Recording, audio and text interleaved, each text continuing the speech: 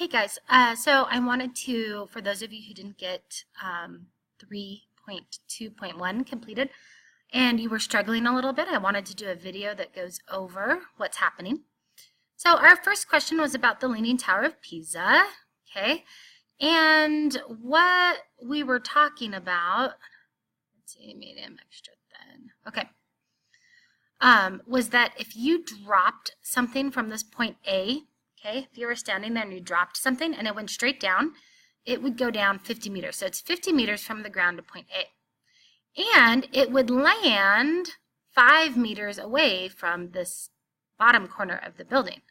Okay, we know this goes straight up and down. Something that fell down would go straight up and down. So we know two sides, which makes a right triangle. So we know two sides of this right triangle. Okay, so that's what it's talking about in this picture. And question A says, with the measurements provided above, what can you determine? And I think what we know we can determine, if we wanted to, we could determine, let me change color here to yellow. We could determine the length along, this is better. We could determine the length along the building, also called the hypotenuse, by using the Pythagorean theorem. It doesn't tell you to do it, but just so you know, if we did 5 squared plus 50 squared equals c squared, we would be able to figure out that length, right? But since we only know one angle, we wouldn't know what the other ones are. We know they all have to add up to be 180, but we don't know what they all are, right?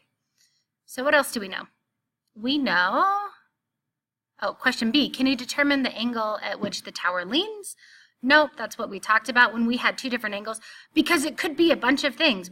They could each be 45 degrees, right? That would be 90, and then plus our 90 angle would be 180.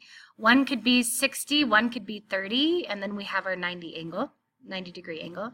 So it could be a lot of numbers, but since we don't know both of them, we don't know which numbers they are. This says at the end of section 3.2, you will be able to determine the angle and many others. So we're leading up to being able to figure it out, even when we only have that 90 degree angle and some side lengths. And then it says, however, at this point, how else can you describe the lean of the tower? I think what it wants you guys is just to say it's not very far, because we know it's going to fall down if it falls below 83 degrees. So the lean of this angle has got to be somewhere in between 83 degrees and 90 degrees of that angle. It is also an acute angle since it is less than 90 degrees. So however you want to kind of describe that, feel free to use that as your answer for part C there. And question 368, patterns in slope triangles. So this is where we're getting to the side lengths and hypotenuse, right? So what we're looking at in this triangle is here is 11 degrees. That's what it tells us. And we also know that at 11 degrees, our slope is up 1 and over 5, okay? What that also tells us is that, well, why don't we just follow along what's happening in the question. In order to determine an angle, such as the angle at which the leaning tower of, in order to determine an angle, such as the angle at which the leaning tower of Pisa leans, you need to investigate the relationship between the angles and sides of a right triangle. You will start by studying slope triangles. Okay, and then I handed out during class this lesson page. Locate the graph below. Notice that one slope triangle has been drawn for you. That's what I was just talking about. Up 1 and over 5. For the next several lessons, angle measures will be, and we don't have the rest of that there, but what will they be?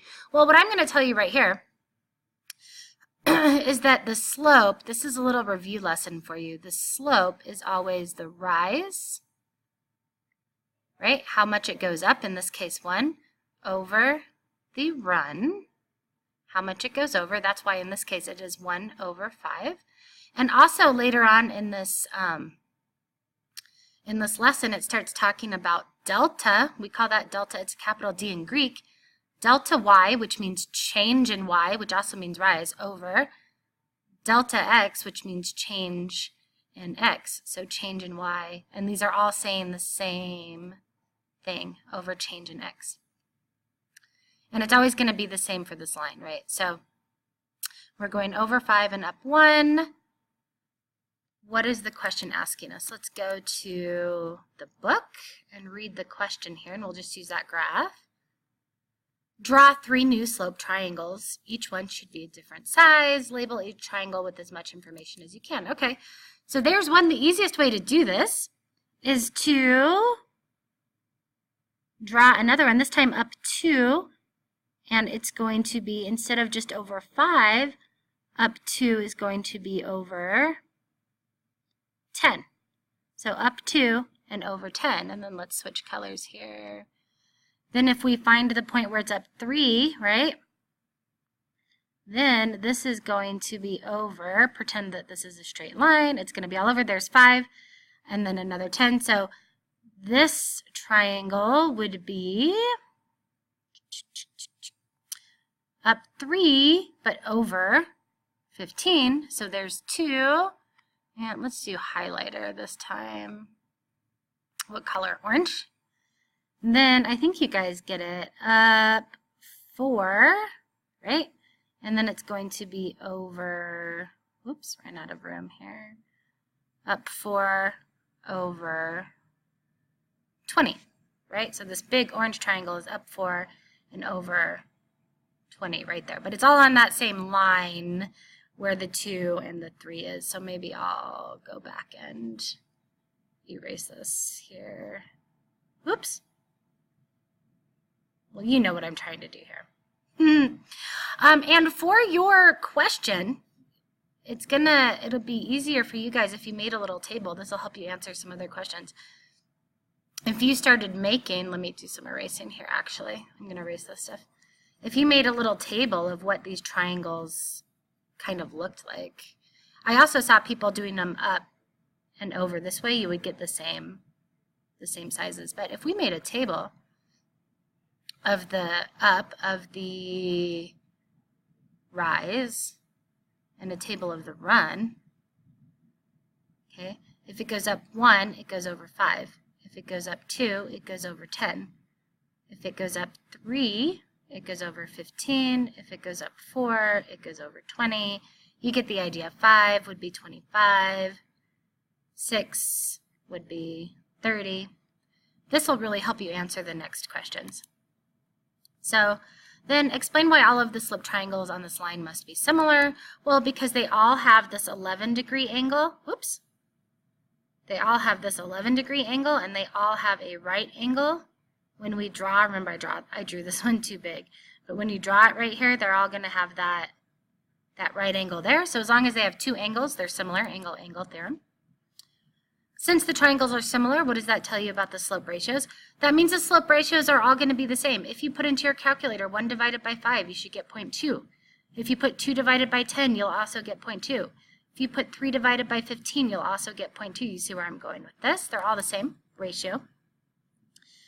Confirm your conclusion by writing the slope ratio for each triangle as a fraction, such as change in y over change in x. You can do it the table instead if you want. And question 69. So let's move on to question 69. Tara thinks she sees a pattern in the slope triangle, so she decides to make some changes to investigate whether or not the patterns remain true. She asks, if I draw a slope triangle on this line with y equals 6, what would the x of my triangle be? So we know it would be 30. We put that in our table, but let's see if I can draw that for you. Let's erase everything that we have now so that we can start with a clear slate. And let's see if we can actually let's see if we can do this. If I go up 6 from here, let's see, 1, 2, 3, 4, 5, one more, 6, and I go over, I'm going to make this skinnier, and I go over,